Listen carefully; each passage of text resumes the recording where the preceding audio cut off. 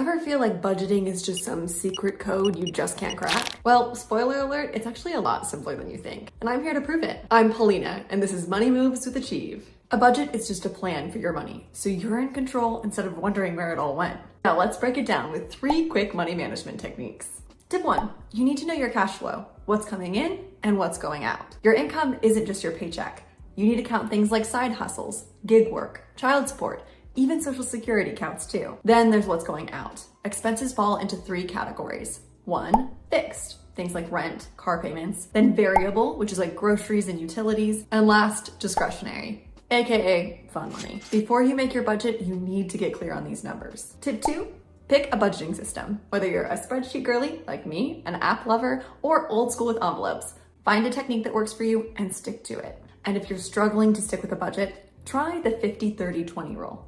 50% goes to needs, 30% to wants, 20% to savings or debt repayment. No complicated spreadsheets required. Tip 3, pay in cash when you can.